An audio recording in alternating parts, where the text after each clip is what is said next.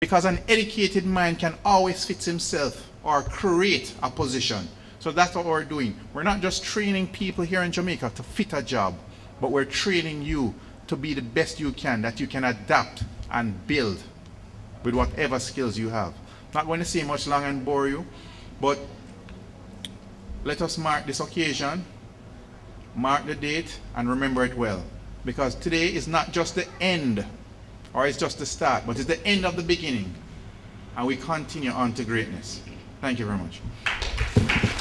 No, you can do better than that. Put your hands together for Councillor Ainsley Parkins and Claude Hamilton.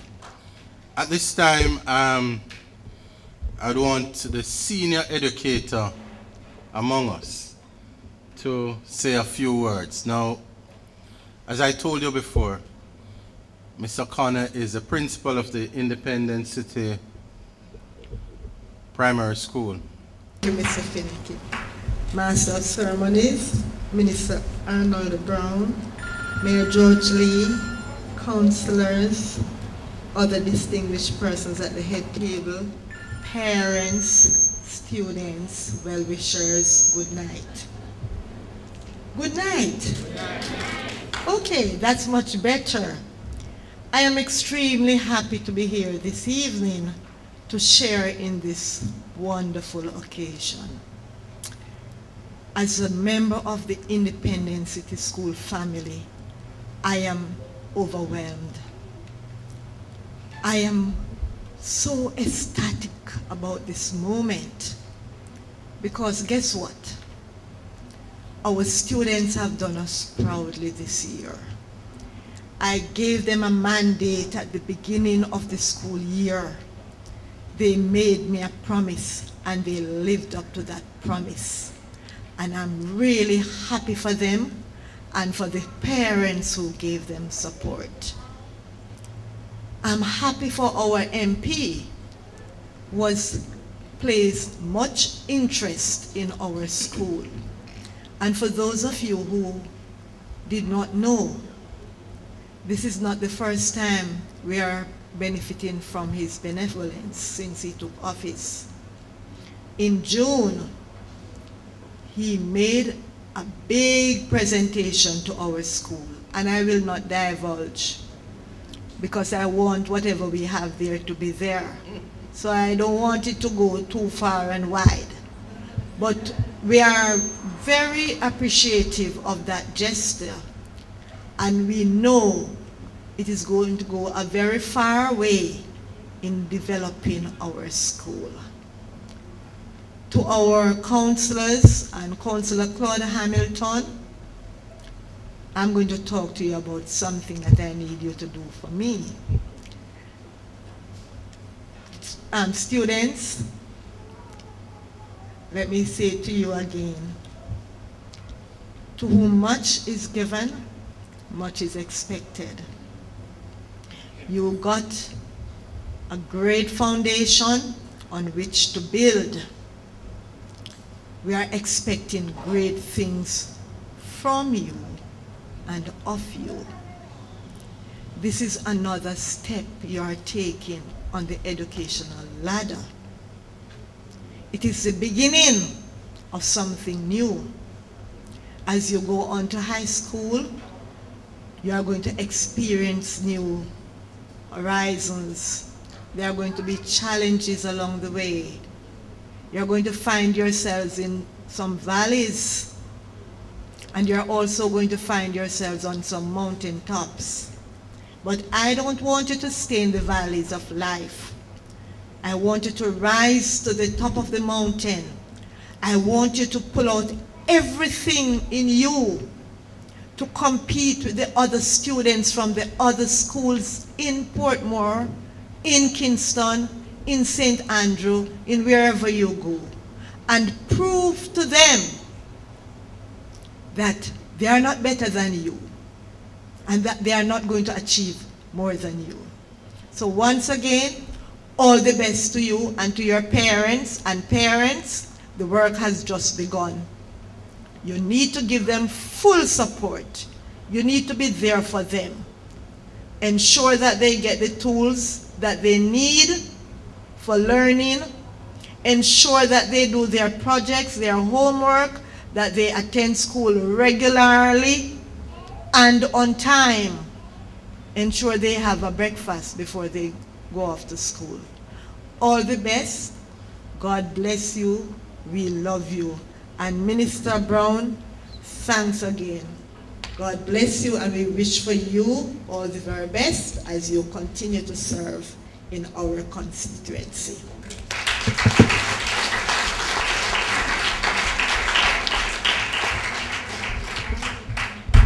Thank you, Mr. Connell.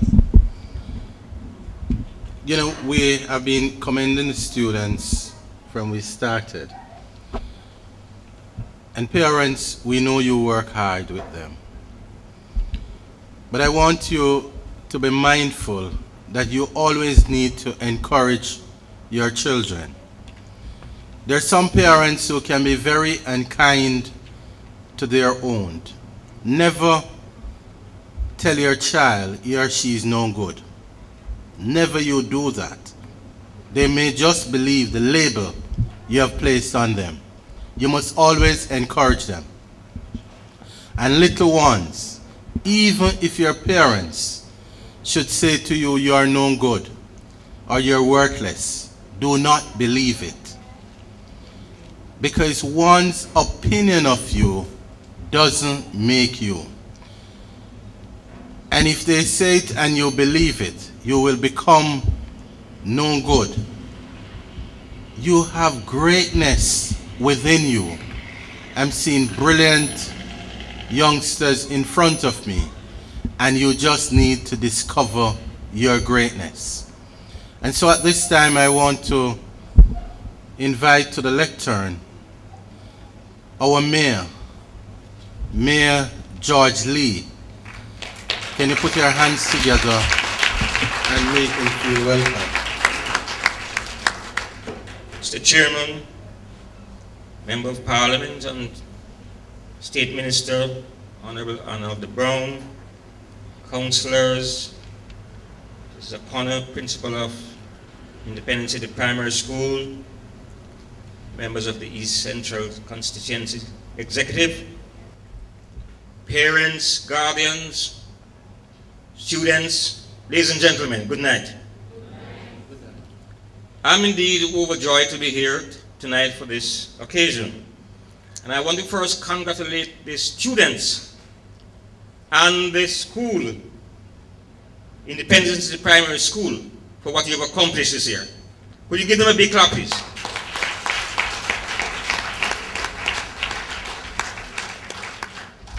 And I want to hail also the Member of Parliament for the vision he has had and the promise kept tonight with respect to the function tonight. Could you give him a hand also?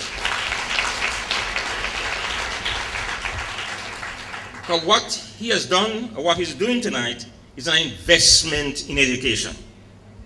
It's an investment in education, a very vital investment. I'll quickly tell you this. When I was growing up, and it's a long time ago, there was only 12 scholarships in all of Jamaica. 12 scholarships in all of Jamaica. I remember once I took the scholarship and I got part of it. But there's only 2 of those scholarships at the time, and there was 10 others. And so in the last 50 years, don't care what people say, but we have not made progress. We have. It is through education that we have black lawyers and doctors and judges and business people. As a people, we have made progress. And it is education that when it takes you forward. And I want the young one to listen to me. It is education going to take you forward. Otherwise, you're going to land up in the dustbin of history. Because the world is a competitive world, the global village, in which you have to compete with the man in Singapore and Japan with respect to jobs and opportunities in the future. Are you listening to me? Yes. And so you must study a book. You must be focused. You must choose right from wrong. No bad company. The only company you must have is a book. No, sir. Yes. A book. And so I'm glad we have a man like Arnoldo Brown in Portmore. He has a school being built, and that school will be an excellent school. And education is a trust that I will support as mayor, he will support, and the other member of parliament. So tonight I'm overjoyed. I want to congratulate you all. May God bless you all.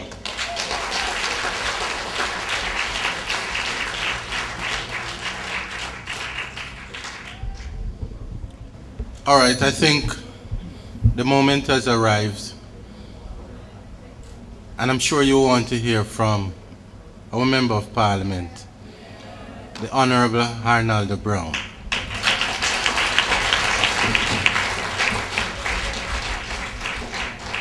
Thank you very much, Mr. Chairman, Mr. Denward Finnekin. Well, he has many hats, so I don't know which hat to address him by. But the one I'm familiar with is the fact that he was manager of this facility. Mr. Oral Gunning, councillor for the Gerger Park Division. Your Worship, George Lee, Mayor of Portmore. Mr. Ainsley Parkins, councillor of the South Bar Division. Mr. Claude Hamilton, councillor for the Portmore Pines Division. Miss Sharon Kelly, who is one of the community leaders in Cedar Grove. Miss O'Connor, principal for the Independent City Primary. And Mr. Harold Buchanan, who is the CDF consultant to the Member of Parliament and by extension to the constituency of East Central St. Catherine. Ladies and gentlemen, boys and girls, it is my pleasure this evening to address you very briefly at this presentation ceremony.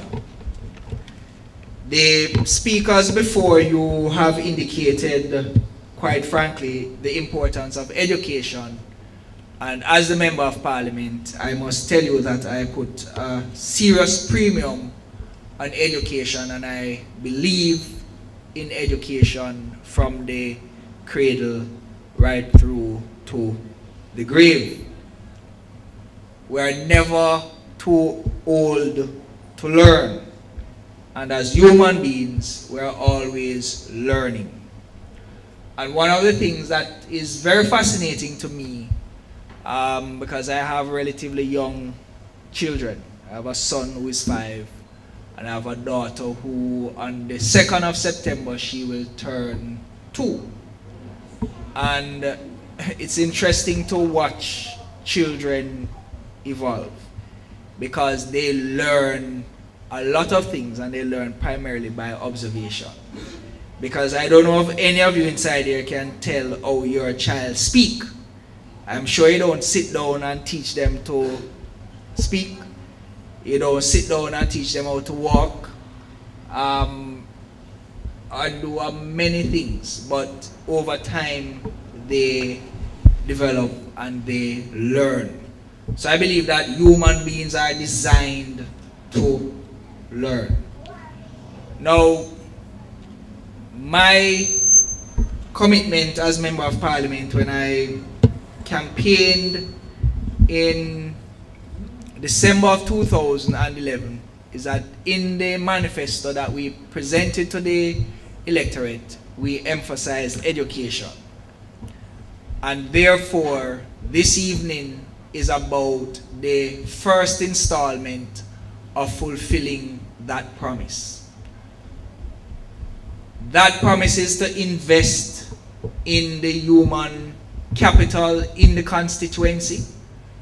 That promise is to invest in the physical plants, schools, their facilities, their labs, and we have begun to do that work in earnest. This constituency is the only constituency at present that a high school is being built, and it is not by accident that that high school is being built. It is by design, and it is by serious representation. And I can signal to Mrs. O'Connor that I've been in touch with the JSIF. They indicated to me that they are seeking now the clearance from Parliament to commence the expansion. The next few years, we will be spending significant time, energy, and effort on the upgrading of the physical infrastructure of the school, starting with the bathroom facilities, because I quite believe that the environment in which students are will also aid them in terms of their ability to learn. So we are going to concentrate on the physical plant. We're going to concentrate as best as we can on the students themselves. Because when the students leave the school, we hope that they will be rounded students. So we're not concerned primarily or solely with academics. That is important. But we are also concerned with extracurricular activities. Debate, football, athletics, drama. We want our students to be winning gold medals at festival and so on. And the schools are doing it already, but you have a member of parliament that is interested in doing those things and in supporting those efforts. As I've said elsewhere, I say it here again, that the high school that is being built must be a school of excellence. It must be a school that people want to attend because of its track record of success. And it therefore means that we must do everything in our power to attract the best faculty, the best board members that we can, and the best students that we can to go to that school. And that is the commitment I give. But it doesn't end there, because we also need a university in Portmore.